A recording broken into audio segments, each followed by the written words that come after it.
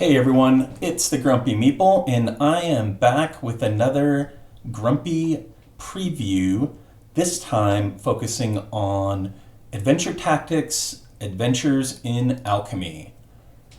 So, what we've got here is the Kickstarter is currently live. They've made about $182,000 so far from 1,500 backers, and it's got 10 days left to go. So I've never played this game, and I haven't really reviewed this Kickstarter yet.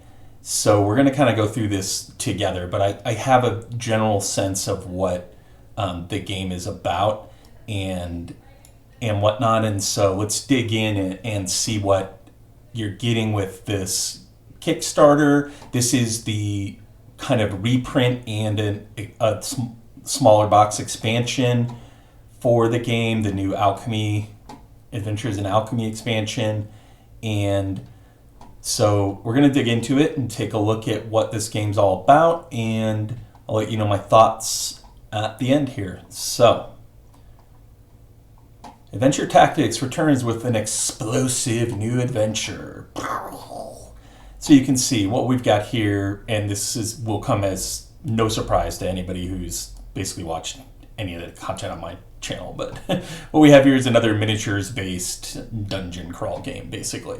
This is my bread and butter. This is what 90% of the content on this channel is going to be about. If you don't like that kind of stuff, I would hate to see you go, but you could stick around for my charming personality. But if you want me to talk about the latest Lacerda game, you're going to be waiting a long time. No. What I like is picking characters with unique abilities and beating the hell out of monsters and completing quests and stuff. And from what I understand, this game is all about that, particularly the character customization part. We're going to get into that in a minute, but as I understand it, that is basically the core of the game. So we've got some latest news, which I don't really know. I guess this is just showing some add-ons and such that have been released since the campaign launched. Here we've got just a quick note that this is number 19 on Tom Vasel's top 100 games of all time, which is pretty impressive. I did watch the review that Tom did with his children. This is one of the reasons that I'm actually interested in this game, because I had a suspicion that it might be kind of kid-friendly, and having watched that review, I think that suspicion has been confirmed, and I'm always on the lookout for kid-friendly dungeon crawls in particular, so that I can start brainwashing my kid into being my kind of gameplay buddy for the rest of my life, I guess, or at least until he goes off to college. He's 6 right now, so we got a long time there. They call out here that you get tons of options for endless adventures, and boy, that is a pile of stuff. Lots of minis, cards, tokens, dice, boards, monster standees, all sorts of cool stuff. See, here they call out ages 13 plus, but on Board Game Geek, I've seen people rate it for as low as 8 years old. And at least one of Tom Vasel's children, who he's been playing the game with, from what I understand, she looked like she was maybe 7 or 8, around there. So I'm hoping that I will be able to play this with my son, and I think I will. I've played Arcadia Quest with him, and we played a whole campaign too. I can't believe he sat through a whole campaign. That was amazing, and I wish I had launched this channel prior to that, because I would have taped the whole thing as gameplay for the channel. But we had a lot of fun with that, and so I'm betting that he would get into this as well. The artwork is super, as you can see, it's super friendly, kid-friendly, and kind of colorful and childlike. It has a sense of like childlike wonder, if you wanted to call it that. And so this looks pretty cool. I'm kind of excited about this, actually. So they start out by telling you what is new in Adventures in Alchemy. And, this won't have a whole lot of context until, and maybe we'll even just actually skip down it. I'd rather talk about the core game. Here we go, the overview. And then we'll come back to that after we kind of know what the core game is about. So the standout kind of feature of this game, from what I can tell, is the character creation system. If any of you have ever played Final Fantasy Tactics or Final Fantasy 5, I almost called it Final Fantasy Jobs, then you'll be familiar with the kind of classic Squaresoft job class system. Disgaea is another series that featured a similar system, and this is basically a board game implementation of that exact system, down to the point where you have kind of your standard classes that you can start off with, but you can branch off into any other class at any time, and you retain some of the abilities that you got from the previous class. And then if you want to get like an ultimate class, you have to meet certain requirements. Like you need a level 3 mage and a level 3 barbarian to become a level 1 dark knight, which is a really awesome idea and not something that I've seen implemented in this way, I don't think, where it, just in the short gameplay video that I watched, I really got the sense that, oh yeah, this is exactly like Final Fantasy Tactics. And that was by far the coolest thing about those types of games. And so this is super cool. And so here they're calling out that basically you build your character, you get some basic kind of stats, like how many dice you have and how many hit points you have, etc. And then you build a deck based off of the starter card for your class. Then you populate your character board with the kind of abilities and whatnot that come with the class. And then you have a deck of cards that'll give you attacks and such. There's also an element of choose your own adventure. So the game is scenario-based, campaign-based, and in each campaign, you basically get a choice of, or each mission, you basically get a choice of what you want to do.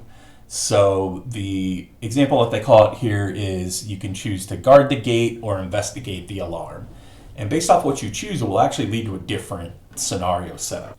And then you basically set up a playboard and you fight these enemies with the deck that you built and try to complete the mission objectives. And then after every encounter, you get to level up, and here's where they start showing you the class system. So you can see this person was a level 1 archer, and he chose to cross class into level 1 fighter. Then he chose to go back to level 2 archer, and you can see, it's a little hard to see, but there are prerequisites for each one of these. So to get to level 2 archer, you have to have a level 1 archer, and so forth and so on. So this is really awesome. I just love this idea. And from what I understand, the game is jam-packed with classes and advanced classes. And I know that there's a Dark Knight in there, and if you've watched any of my Drunagor coverage, particularly one of my reviews or unboxings, I love Dark Knights and will almost always buy a game that has a Dark Knight in it. And that goes back again to Final Fantasy, and particularly to Final Fantasy 2/4 and the character Cecil, the Dark Knight of Baron. I have beaten Final Fantasy 4 probably 50 times. I've owned it on like 8 different systems. And so I consider myself to be one of the world's foremost authorities on Final Fantasy 4, and I love that game, and it was the start of my love of this kind of character who is a hero but an anti-hero, or a hero who utilizes kind of negative power or negative energy. So you got Dark Knight, I'm in. So you get 20 classes just in the base game. You have your starting classes, and then you have your kind of your advanced classes.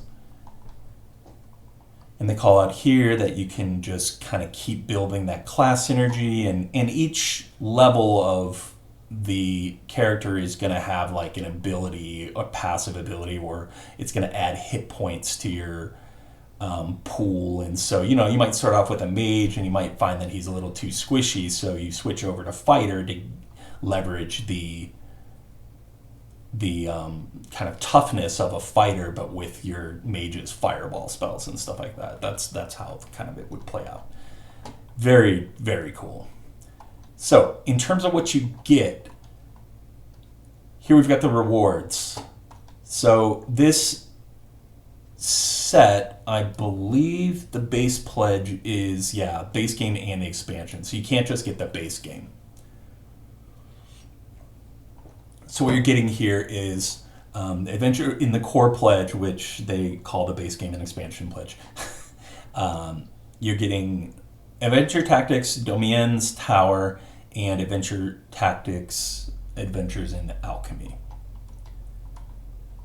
And included in that box are hero miniatures and companion miniatures. I assume these are like pets, maybe. There are some skeletons there, so those are probably for a necromancer, which is super cool. Player boards, and then just an absolutely insane pile of cards, over 800 cards, they claim. With class cards, class feature cards, equipment cards, potions, abilities, dice abilities, your kind of basic cards, all sorts of awesome stuff to customize your characters and your enemies with.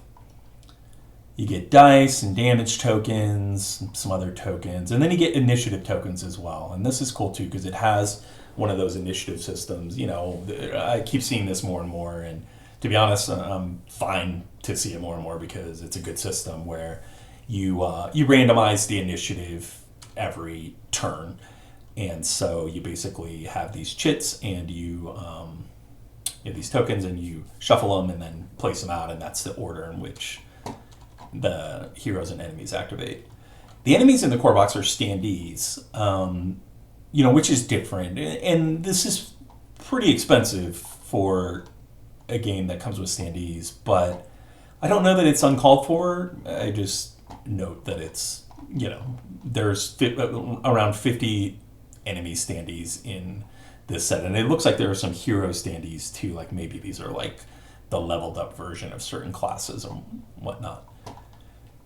And then you get a bunch of terrain pieces and boards to play on. So this is another thing that immediately got me interested in this, because it's another one of these square kind of grid-based systems.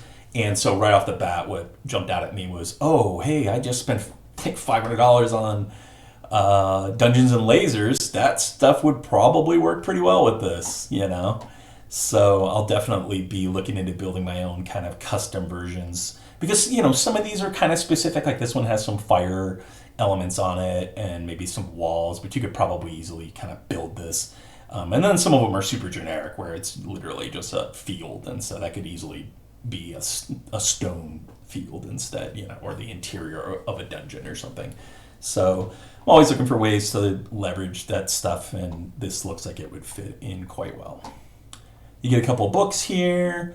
The campaign guide is wirebound, as far as I can remember, which is nice. You get a class guide, which again walks you through all the cool transformations your character can go through. Love that. You get the rule book. And then the Adventures in Alchemy expansion adds a new, let's see here, looks like is this a new character? Yeah, a new character and an air elemental, another player board, and then you get some more class cards, class features, action cards, boss decks, ally decks, more level up cards for your classes, tuck boxes. Boy, just glancing at that, I almost said the wrong word there. Initiative tokens, and some more tokens and tile types and such, and then some more standees. So, very cool. And then in addition, you get, standees for all the elite classes. So like a Dark Knight standee or I assume like a Barbarian or a Paladin standee, etc. You get, and this is all unlocked stuff, you get a D8 for directions, which is cool because I know some of the bosses and such they'll have abilities that will say like move in a random direction and then do this attack. And I assume before you were just rolling like a regular 8-sided die and have to kind of figure out where they move, and so this will just kind of tell you. You get an extended campaign, and then you get some high-value damage tokens, which I assume you can instead of using 25 1 damage tokens, you can use a 25. So that all looks great. And then they get back into, $35 for just the expansion. So if you already have the core game, you can pledge this for $35. And yeah. So then they get into the kind of leveled up version of the game. And this is going to include, let's see what the pledge is actually called. I think this is the Call to Adventure All-In pledge. So this includes everything that we just talked about. And I didn't mention it, but I believe the core set also comes with, I just want to make sure before I actually say this. Yeah, plus side quest guides 1 and 2. So additional side quests that you can add into the campaign or do as like a one-off. So the all-in pledge comes with all of that. And then it comes with these hero and enemy packs and some other stuff as well.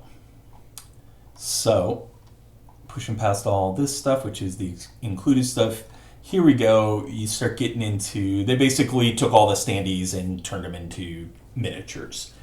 From what I understand, the miniatures in this game aren't like mind-blowing, and so it's a tough call as to whether or not I would go for the miniatures pledge. I'll have to look into it a little bit more. But you are getting a ton of miniatures. You're getting all the miniatures. This is Enemy Pack 1 and Enemy Pack 2. I don't have a sense of why you would ever buy Enemy Pack, because I think that they sell these separately. Let's just see here. Yeah, they sell Enemy Pack 1 separate from Enemy Pack 2. I don't know why you would do that, why you would buy one and not the other. That seems kind of weird. Although they do call out here that this is something all enemies included for Act 1, I think. So maybe the other one is just like bosses or something. So with the all-in pledge, you're getting all of those miniatures, including the hero pack, which I'm not. We'll have to look into what that includes, but it looks like it includes some more classes possibly. I see a mage blade and a time mage here. Very cool. And then some miniatures. You get neoprene player mats, which is something I'm very, very interested in, and this will likely be, these two things right here, and the box as well, will likely be the things, if I decide to go all in, this will be what pushes me over the edge. If the cost of just getting these separately, is such that it just makes sense to add on the minis, then that's what I'll do. Because you're getting 6 neoprene mats, so that includes one for the new character from Adventures in Alchemy. You get a companion mat, and then you get a custom big box and game trays. I love game trays. So, and they call out here that the box will hold every item, add-on, Bitbob token, everything, the neoprene mats, all of the minis packs, etc. So that is really nice to be able to get this amount of content into a single box. And game trays are always, always beautiful. You get another pledge if you're a returning pledger who already has Adventure Tactics. You can get all that extra stuff for $180. And then here they go into a little detail on the side quests. Each copy of the base game and Adventures in Alchemy expansion come with a bonus side quest guide. It's Exploring Estelia and Beyond the Tower. Each guide features a host of new scenarios by an impressive lineup of guest designers. Oh, this is very cool. So here we go. I've never heard of any of these guest designers, but I'm sure they made awesome quests for this awesome game. So it's great. More content, can't go wrong. And then they go into exactly what is in the enemy packs. Again, I don't have a sense of like where these characters fall into the core game, but you're getting quite a few miniatures here for sure. And some bigger ones, the Necro Dragon. Oh boy, so lots of cool stuff. This guy is kind of cool. You get the Warlords of Magnara. That looks very cool. And then the Hero Pack, you're getting the Ascended Queen Domienne. I'm assuming this is like the big bad guy or something. You get a turret miniature for an engineer class, and then you get 3 new elite classes, new level up cards, summons, 3 new class features, more abilities, more action cards, so just more classes. Very, very cool. So, going through the list here, these are just more options. There's so many different options to buy this freaking game. You can get just the expansion for $35. You get the base game for $90. If you want to upgrade the first edition, which comes with the standees and a revised rule book and campaign guides and stuff, then it's just $10. This is always a really nice option. You see more and more people, companies doing this where they're not trying to leave people behind when a new edition comes out, and I always appreciate it. So good on them for sticking by their original customers. You can get just a bundle of the miniatures. The Hero Pack, $16 on its own. The neoprene mats are $30 on their own. And you can get more of the side quest guides. I don't know why you would buy these separately. It looks like they're the same ones that come in the pledge. Maybe they didn't come with the original game.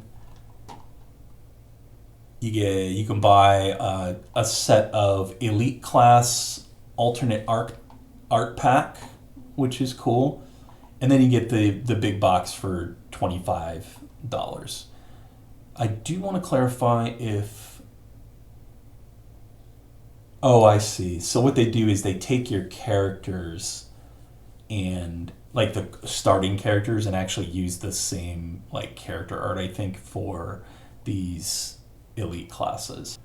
Now, this is interesting, and this is something that I'll actually do in a future episode. I will boot this up on Tabletop Simulator because I really like Tabletop Simulator. I think it's a genius idea to throw your game on to TTS and basically sell it through playing it.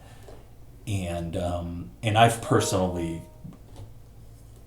Arena the Contest is a game that I played that I was hesitating on for a long time, and finally started playing it on Tabletop Simulator and absolutely loved it.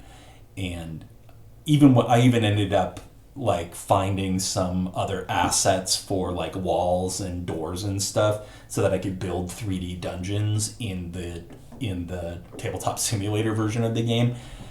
So I really like that. And so the point is I ended up spending $700 on that game because I played it on Tabletop Simulator and liked it so much. So this is a really good idea, and I will film a video where I play this and maybe just like a quick like kind of tutorial about TTS, because I don't know about any of you, but I found TTS to be very intimidating prior to starting to use it. I was kind of immediately turned off. I don't know why. I work in IT, so you would think that I wouldn't be scared of it. But I just thought it was like super janky and kind of hard to use, not user friendly. But I haven't really found that to be true. And I'd love to show some of y'all that, hey, yeah, you can totally use this to actually play games on. And who knows, maybe someday in the future, maybe we'll do a playthrough. Maybe I'll see if anybody wants to hop on and play a game of Adventure Tactics or Arena the Contest. There's all sorts of stuff on there. Chronicles of Drunagor was on there, or at least it was. So this is very cool, and I will have a video where I play through the game on TTS in the future. And then you just get into the reviews. It seems like everybody basically loves this game and the expansions, so no complaints there. So the stretch goals. So this is a little annoying. I don't love it when companies as a stretch goal give me the right to spend more money on the game that I'm already backing. That's not really a stretch goal. That's like something that you were going to do anyways to drive up the cost of your pledge, and you're just not only are you charging me for it, but you're using it as kind of like, I'm supposed to be excited about the fact that now I get to pay you $25 for the big box. Maybe the cost is subsidized, I don't know, but still don't love this, especially in a game like this where it seems like it would be trivial to whip out more of these elite classes. Not trivial, but there are so many archetypes in the fantasy genre that you could draw on and keep building more and more classes, because every class you add, you have to imagine, is, you know, like an exponential increase in your options, because you have all these branching classes and the ability to cross class. So it would have been nice if they had just started throwing classes in instead of, and you know, you're talking about a standee and some cards, like it's not these huge miniatures or anything like that. And you know, like again, adding stuff to add-ons, not awesome. It kind of leaves a bad taste in my mouth. Let me know in the comments if you feel the same. I don't know, maybe that's just me. But you do get standees for all the elite classes added to the base game. You get the directional D8, which is cool. And you get some gameplay here, hard modes for various bosses. It looks like more damage tokens added to the base game. Another hard mode, a companion mat added to the mats add-on. More hard modes. You get the alt again, like you get the pleasure of having the option to pay for the alt art class card pack, and some additional add-ons, additions to the add-ons. So, and then more coming soon. So, we'll see about that. See where they get with it. Maybe there's some cool stuff coming. In terms of shipping, looks like they're $10. Wow. Prices are estimates. We will subsidize the shipping on every order by $10 USD. So that's really good shipping. The all-in is $20, but even still, that's not bad. This is something that is going to be coming up more and more, and it's going to be more and more of a problem. I've seen it myself in pledges that I've placed, shipping costs being adjusted always up because there's some issues with getting this stuff shipped. A lot of this stuff is manufactured in China, and from what I understand, there's some major issues on the horizon related to that. I might even do a video about it, but I would really want to dig into it and understand like the economics behind it, and that sounds exhausting. But I may need to talk about it at some point, because you're going to have to start being careful about trusting these estimates, because I saw this even on Dungeons and Lasers, which I just pledged. They estimated the costs, and then they had to put out an update, and they said, yeah, by the way, that estimate, we screwed up. It's more than that. They gave us an additional miniature as compensation, and that's fine. But just bear in mind that that's probably going to be a problem going forward. And then they get into just more info and talking about their partners and follow us on blah, blah, blah. So that's basically it. That is my preview of the Kickstarter for Adventure Tactics Adventures in Alchemy. in terms of where I'm leaning for my pledge, so the first thing that I'm going to do before I make a decision on if I'm going to pledge it at all is I'm going to play the game in Tabletop Simulator. And like I said, I'll throw that up, and I'll have a lot more to say about the game during that gameplay. Assuming I do like it, there's enough here beyond the miniatures that I think I would probably go for the all-in. I would want the big box, I would want the neoprene mats, and I would definitely want the hero pack, and even probably the alternate art for the elite classes. And so, this pledge is $250. The base game and expansion's $125. You tack on, let's see here. So you're at 150, 155,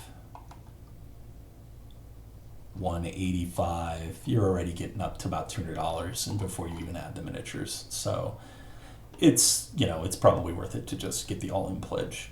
Stuff like this too, even if you didn't want it, this would be easy to get rid of, because there will be people out there who bought the game at retail or bought it late and would actually like to have the miniatures. So yeah, assuming I like it in Tabletop Simulator, I suspect that I'll be pledging the $250 Call to Adventure pledge. So, but yeah, those are my thoughts on Adventure Tactics Adventures in Alchemy. Let me know if you have any questions or any thoughts, if you have feedback, if you like this type of video. I'm thinking about doing a few more of these, going back and looking at Storm Sunder, because I'm still thinking about if and how much I want to pledge on that. And I'm going to take a look at what else has kind of come up on Kickstarter recently, and maybe cover some of that as well. But yeah, that's all that I had for now. So thank you for watching. I hope you have a great day, and I will talk to you later.